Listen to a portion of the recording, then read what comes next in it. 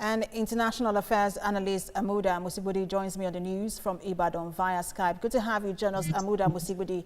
Now, Shinzo Abe's resignation came as a surprise to a lot of people, and now election has been set for the next Prime Minister of Japan. But the country is looking at a slimmed-down election format for the race that would limit voting to lawmakers and representatives of local chapters. Now, that would exclude voters from many rural members. What do you make of that?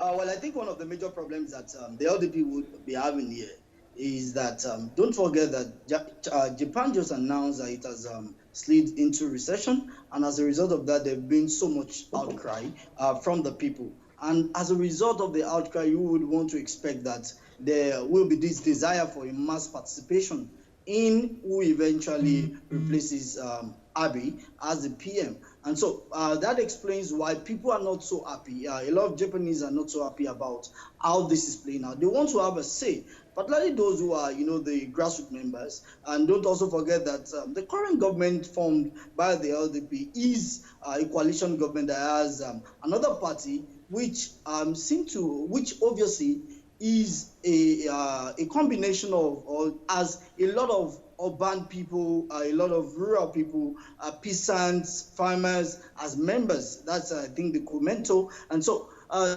they want to have a say. Nobody is happy with the current economic realities in Japan and result of COVID-19.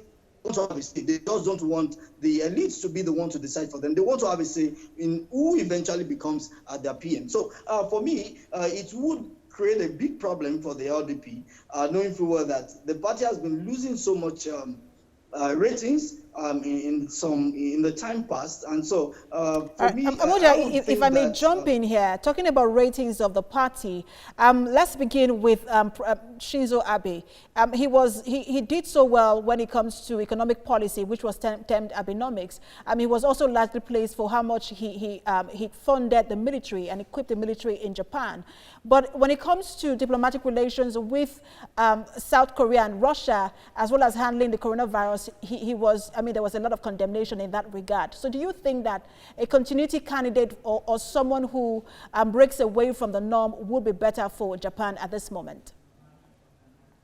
Well, we may not expect someone who will break away from the norm, because don't forget that it's a parliamentary system, and it will still be someone, a candidate from the same party, that would emerge as the PM. And don't also forget that these are ideological parties. It's a far-right party, and so they would always maintain what are their economic principles. So I don't see any difference. Yes, one may tinker with the idea that, well, maybe Japan should try another thing or another ideology in this situation.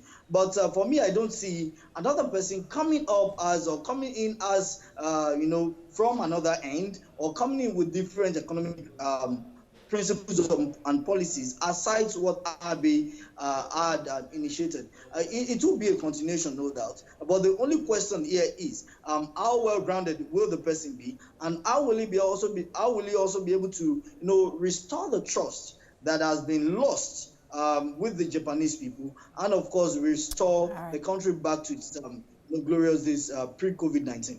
All right, international affairs analyst Amuda Musibudi, thanks for talking to us.